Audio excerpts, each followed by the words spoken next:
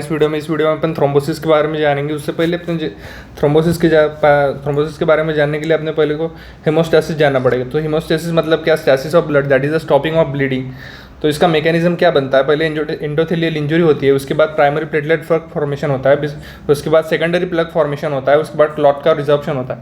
अब primary platelet plug formation के लिए 3 प्रोसेस होते हैं, एडिशन, एक्टिवेशन एंड एग्रेशन। तो हम देखते हैं इस डायग्राम की मदद से।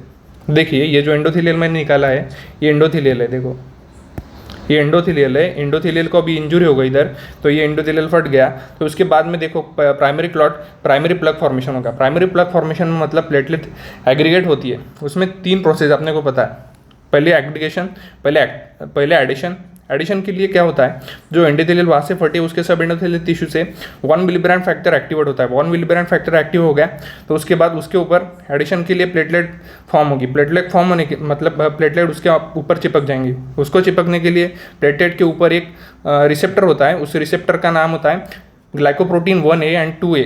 ये जो ग्लाइकोप्रोटीन 1A और 2A है कि नहीं, ये 1 मिलीब्रांड फैक्टर के चिपकने के लिए मदद करता है। और प्लेटलेट को और एक रिसेप्टर होता है जिसका नाम होता है glycoprotein 2B and glycoprotein 3A। ये जो होता है ना, बाकी प्लेटलेट्स को अट्रैक्ट करने के लिए और उसके ऊपर चिटकने के लिए मदद करता है।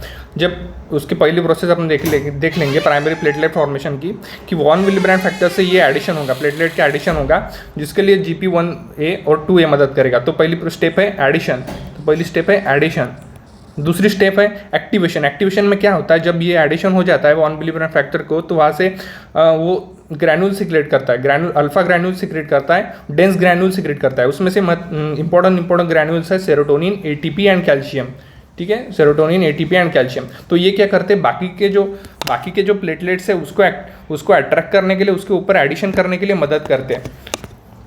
तो देखिए ये जो है ये ग्रैनुल्स रिलीज कर दिए, ये ग्रैनुल्स से सेरोटोनिन, ATP, कैल्शियम रिलीज हो गया और फिर बाद में वो जो बाकी के जो प्लेटलेट्स है उसको अट्रैक्ट करने के लिए मदद कर रहे हैं। तो ये प्लेटलेट फिर मतलब ये एडिशन हो गया तो इसको प्रोसेस को बोलेंगे एडिशन। जब सिक्रेट होगा तो उस प्रोसेस को बोलेंगे अपन एक्टिवेशन। और जब फिर से ये दूसरे प्लेटलेट्स को जब अट्रैक्ट करेंगे और उसके ऊपर जब फिट कर लेंगे, देखो इधर ये दोनों हो गए, तो इसके ऊपर जो जब फिट कर लेंगे तो उस प्रोसेस को अपन बोलेंगे एग्रीगेशन। देखो इस प्रोसेस में बताया है, ये सब प्लेटलेट्स एक में बंच हो गए, उसको अपन बोलेंगे एग्रीगेशन। अगला प्रोसेस उसमें आता है कि फाइब्रिन फॉर्मेशन, क्लॉट रिजॉर्प्शन, ये प्रोसेस आता है।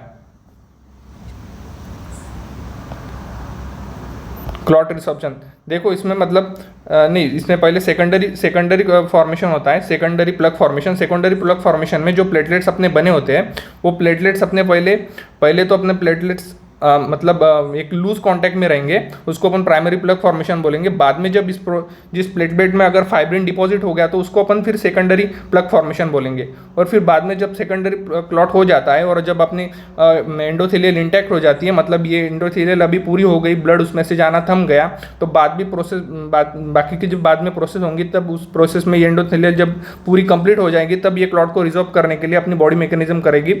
उस मैकेनिज्म को रिजॉल्विंग मैकेनिज्म कहते हैं। तो ये वो हीमोस्टेसिस। मैंने आपको हीमोस्टेसिस किस लिए बताया कि थ्रोम्बस एक पैथोजेनिक स्टेट है और हीमोस्टेसिस ये फिजियोलॉजिकल स्टेट है। जब अपने को इंजरी हो जाती है तब उसको अपन हीमोस्टेसिस बोलेंगे। हीमोस्टेसिस से अपनी बॉडी ब्लड को एक्स्ट्रा बाहर जाने के लिए मतलब रोकने की एक प्रोसेस है हीमोस्टेसिस। जब अपने को इंजरी होगी तब ब्लड ज़्यादा बाहर ना जाए, इसके लिए हीमोस्टेसिस लगेगा। लेकिन जब इंजरी ना हो तभी भी अगर ब्लड अंदर ही क्लॉट हो रहा है, मैकेनिज्म हीमोस्टेसिस का मैकेनिज्म सेम मैकेनिज्म अंदर चल रहा है, तो उस प्रोसेस को अपन थ्रोम्बोसिस बोलेंगे। तो थ्रोम्बोसिस मतलब ये क्या होता है? ये एक पैथोजेनिक फॉर्म है, उसमें फाइब्रिन प्लेटलेट का प्लग फॉर्मेशन होता है ऑफ अ थ्रोम्बस।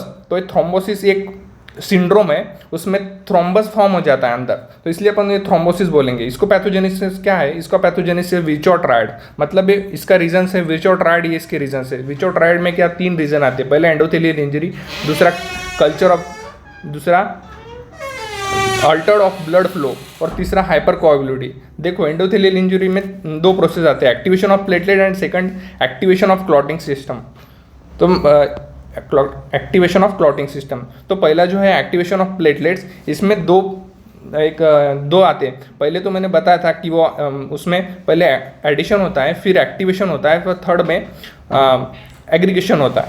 ये 3 प्रोसेस में, इसमें 3 प्रोसेस आते हैं फिर से। कौन सा? एडिशन, एक्टिवेशन और एग्रीगेशन।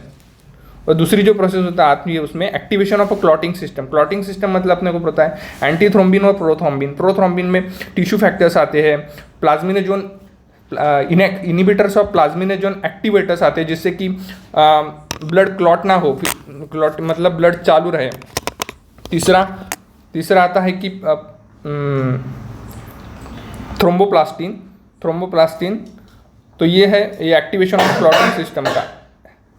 तो सेकंड प्रोसेस अपन देखेंगे अल्टर ब्लड फ्लो। अब नॉर्मली क्या रहता है कि ब्लड वेसल्स में सबसे बीच में जो रहता है WBCs रहेंगे, उसमें सराउंडिंग RBCs रहेंगे, उसके सराउंडिंग में प्लेटलेट्स रहेंगे और बाद में जो पेरिफेरल ब्लड रहेगा उसमें प्लाज्मा रहेगा। फिर अल्टर स्टेट में क्या होता है कि जब ये इसके जो थिकनेस है, प्लाज्मा की जो थिकनेस है, ये जब कम हो जाती है तो प्लेटलेट्स ऑटोमेटिकली सराउंडिंग में आ जाते हैं।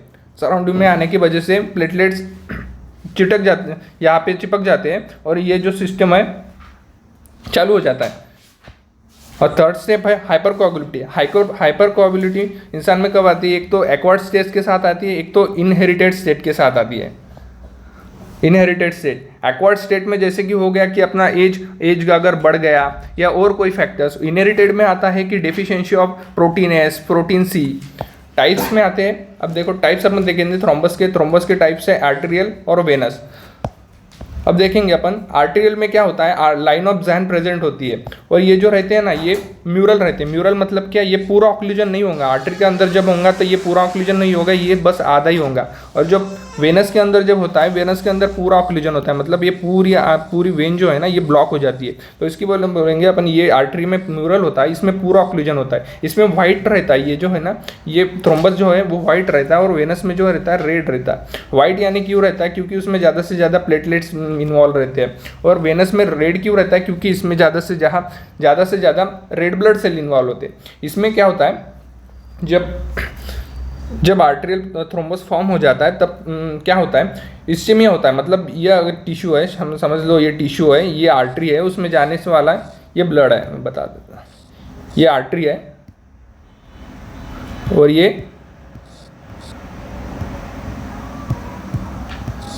वेन है, ठीक है। ये आर्टरी है, ये वेन है। तो क्या होता है, आर्टरी में जब ब्लॉक हो जाता है यहाँ पे, तो इसमें फिर बाद में जब इंजरी हो जाएंगी तो पहले इस्टेमिया फॉर्म होगा, फिर इन्फेक्शन फॉर्म होगा, फिर कोआगुलेटिव नेक्रोसिस फॉर्म होगा। ऐसे आर्टेरियल थ्रोम्बस के केस में होगा। लेकिन जब वेनस के केस में थ्रोम्बस फॉर्म होगा तो ये जो है थ्रोम्बस चलते चलते धीरे धीरे पल्मोनरी इसमें जमा हो जाएगा, पल्मोनरी वेन में जमा हो जाएगा। जब पल्मोनरी वेन में ये जमा हो जाएगा तब ये इडिमा फॉर्म करेगा, पल्मोनरी इडिमा फॉर्म करेगा। तो ये था डिफरेंस आर्टेरियल वेनस थ्रोम्बस में। एक बार फिर से देख लीजिए, ये है अपना थ्रोम्बोसिस और ये कंप्लीट हो गया। Thank you.